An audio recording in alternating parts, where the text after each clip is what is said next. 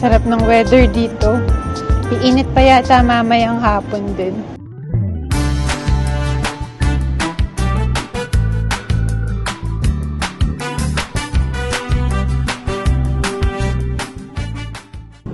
Morning guys! So, punta tayo ngayon sa Whistler. Yun lang is na-traffic kami doon sa may Lionsgate Bridge, yung bago mag-approach doon pa Stanley Park, pa Lionsgate Bridge. Halos ilang minutes din yung delay, no? 20 to 30. So dapat andun na kami ng arrival time namin, siguro 10 or 10:15. Pero dahil doon na-late kami ng konti, magla-lunch na kaming makakapunta doon. Anyway, tapos na rin yung traffic. 2 more hours or 1.5 more hours.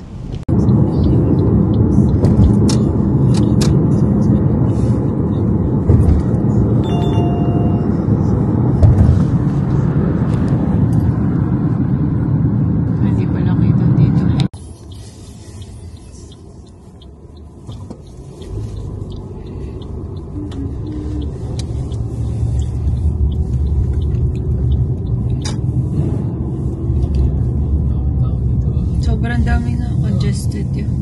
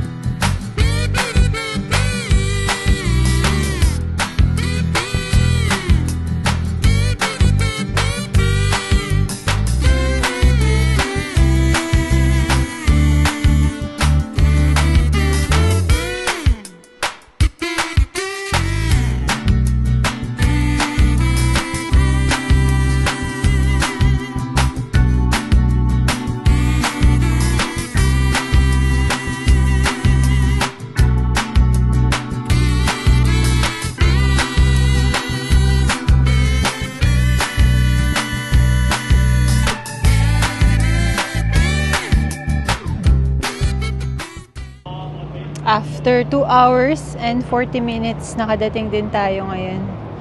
Medyo mainit, plus 12 degrees.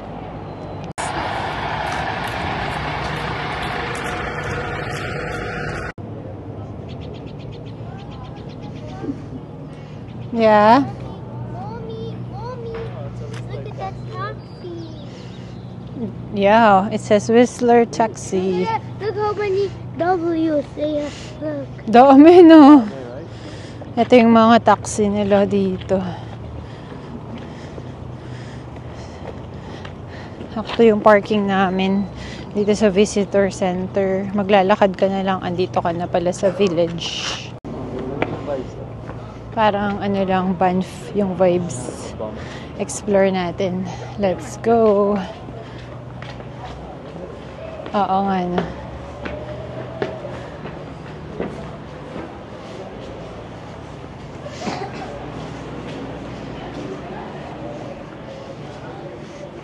Nag-search ako ng mga restaurant. Madami dito rin ah.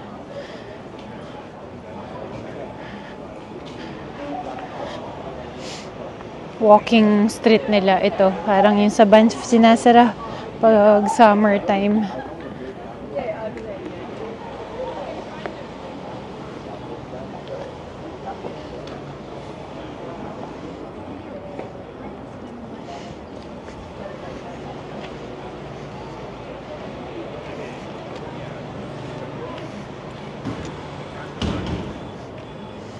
Explore natin. Lakad-lakad tayo.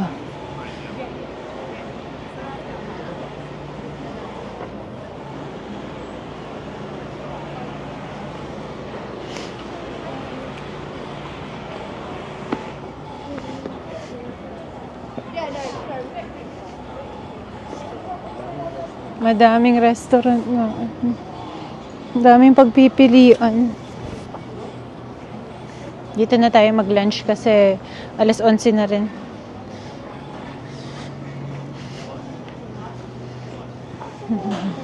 Sarap ng tama ng araw sa mukha eh. Umiinit. You don't like the araw? Makes it warmer. Kompleto na rin dito. Tourist spot kasi to eh. Mommy, wait, can I see the where? Na? Can I see the where? Yep. Lakad-lakad pa tayo. Explore lang natin to kasi first time natin dito sa Whistler. Madaming restaurant yeah. Hanggang ano lang kami lagi eh, Squamish. May Arabica doon. Try ko nga mamaya pa uwi. Kompleto na talaga dito. Hi! Hi. May Aritzia nga. Natawa nga ako eh. Ba? Kompleto. May Arabica doon yung sikat na kapihan. Big rocks. Big rocks. Big rocks. Meron pa ba din?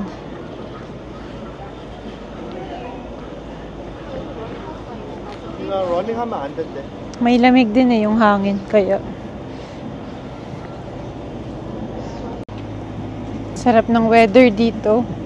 Iinit pa yata mamayang hapon din.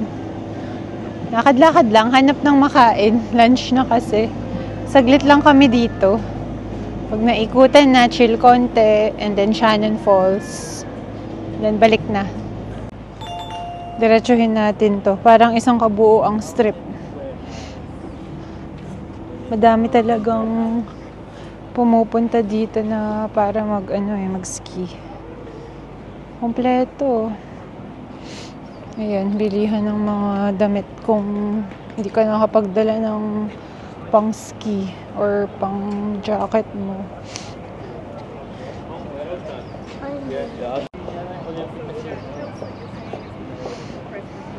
Village North.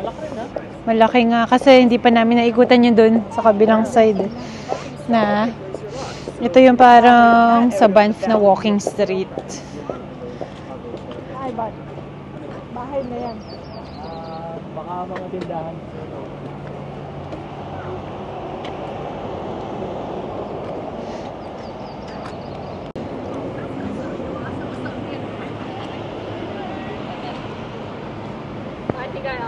Nakaaliw din.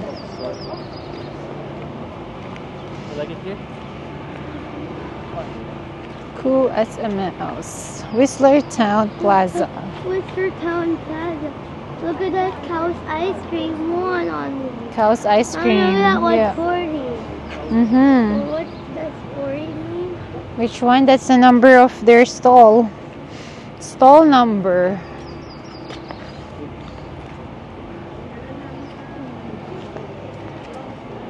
Hotel din eh. Mm-mm.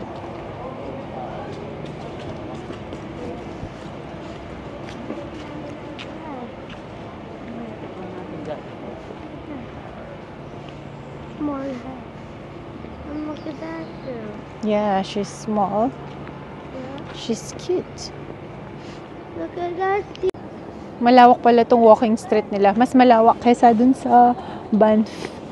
Mas manipis din kasi yung dun sa Banff. Nag-aano sila ski and snowboard. Yun yung trip nila. Kaya sila wala dito sa center na to. Nahan ko. Ang dami natin nakasalubong na may ski tsaka snowboard eh. Caramba. Sa Olympic ayun ah. Oo nga.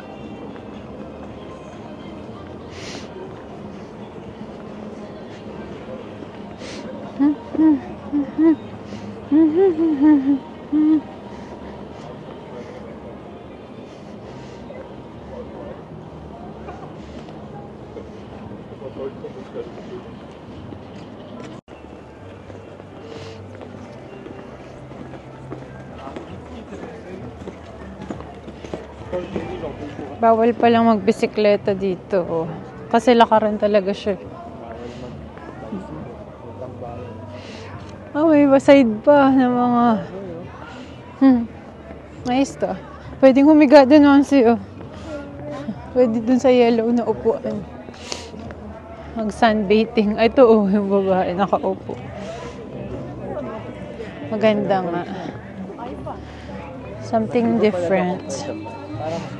Mas malaki nga ito. Guys, ang dami talaga namin nakakasalubong nag-snowboard tsaka ski.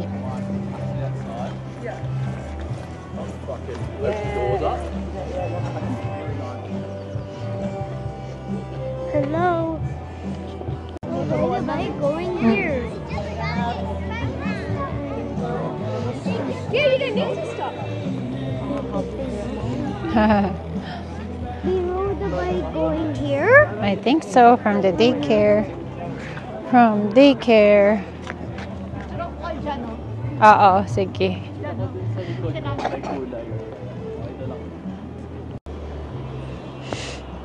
Welcome to the home of the 2010 Olympic and Paralympic Winter Games. 2010 lang pala yun. Time na yun. Winter Game. Ayos. Ang busy siguro nito nung time na yun.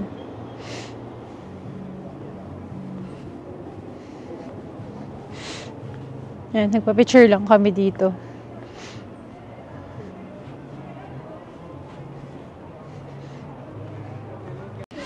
So, may playground dito.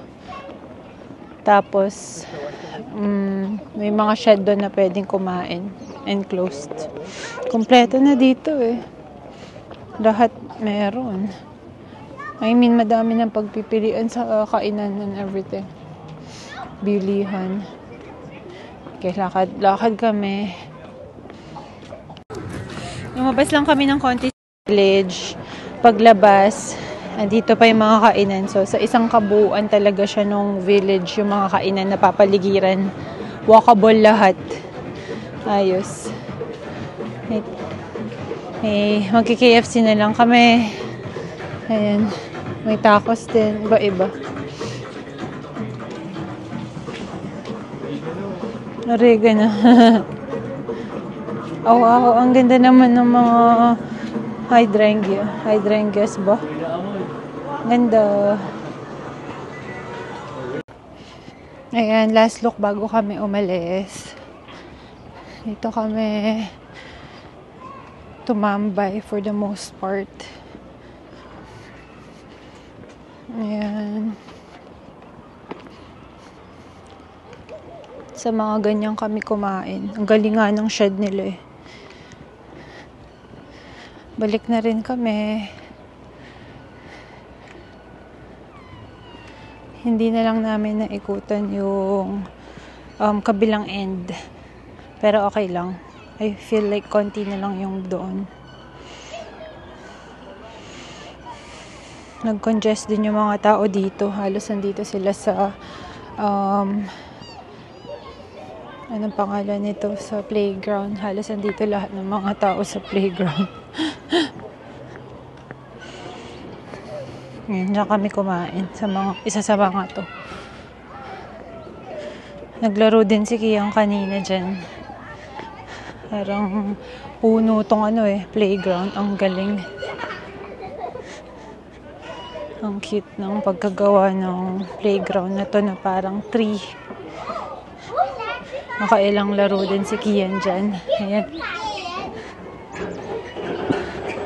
Tapos, dito na kami tumambay after. Ayan. So, 2.5 hours pabalik sa Richmond. Ayun, sobrang ganda pa rin talaga ng panahon. Napanahonan kami sa punta dito sa Whistler din. Ayan. Ganda talaga nung na yun, playground. Made ng puno. Parang tinabas na trunk nung puno. Okay din dito. Mas malawak siya kaysa sa van.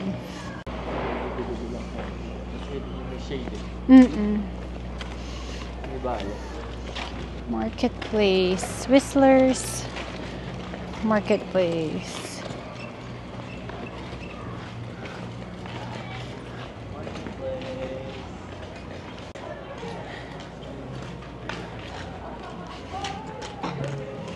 So, ayun, as usual, may bayad yung parking. Oo. Doon tayo galing sa KFC doon. Bumili kami ng KFC kanina, and then kinain namin doon sa may playground.